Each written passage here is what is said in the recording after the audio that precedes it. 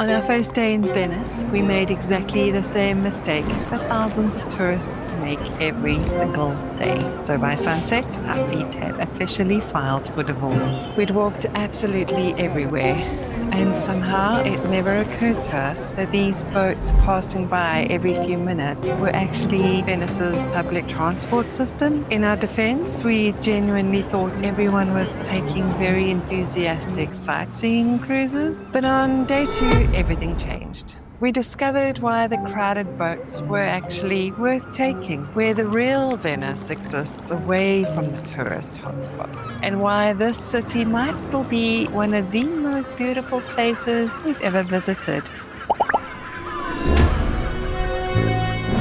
Most people imagine Venice, they picture wandering through beautiful little streets, crossing bridges, getting lost and discovering hidden corners. Honestly, that's exactly what we wanted to do. So we arrived with one very simple plan, to just walk everywhere and experience the city properly. Take it all in. What nobody told us though is that Venice contains approximately 17 billion bridges. Okay, maybe not 17 billion, but after a full day of walking, it certainly felt like it. By lunchtime, we were already feeling tired.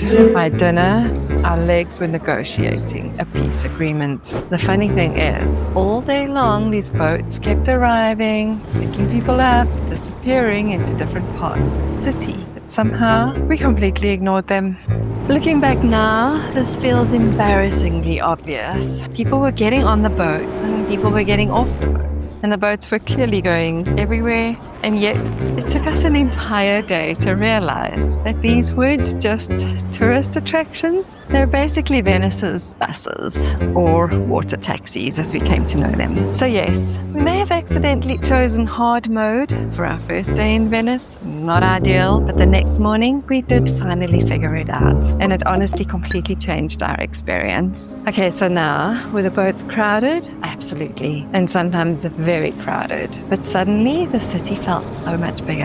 And also, just a quick tip, try and get to the back of the boat outside, and then you feel like you're the only ones there when you get there. Places that seemed far away were suddenly just a short journey across the water. And instead of using all our energy simply getting from one place to another, we could actually enjoy exploring.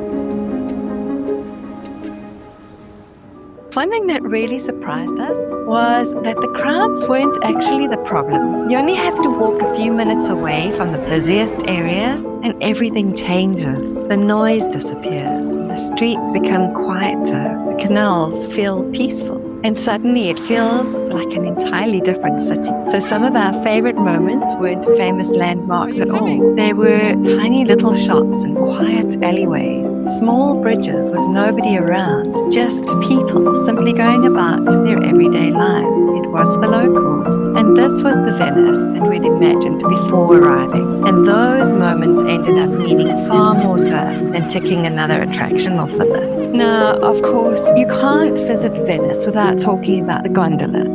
They are beautiful, they're iconic, and they're also very expensive. Now, there's absolutely nothing wrong with getting on one if it's something you've always dreamed of, and we did. But for us, we realized that the real magic of Venice wasn't necessarily about the big experiences. It was about wandering, getting lost, watching boats drift by, taking in the atmosphere. And strangely, once we'd seen the major landmarks, we realized there actually wasn't a huge list of things that we desperately needed to see, because Venice isn't really a checklist city, it's an experience city. And once we understood that, we really enjoyed it so much more.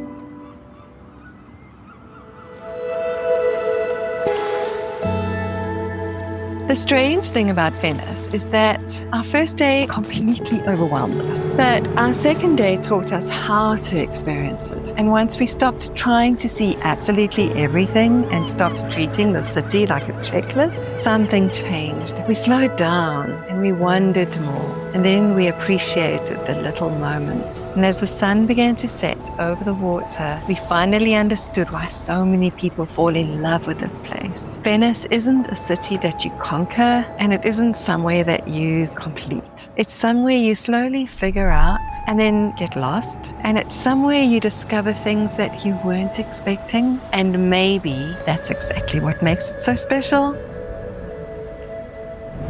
Italy keeps surprising us in ways we never expect. And if you enjoy discovering the hidden stories behind famous places and not just the postcard versions, we'd love to have you join us on the journey.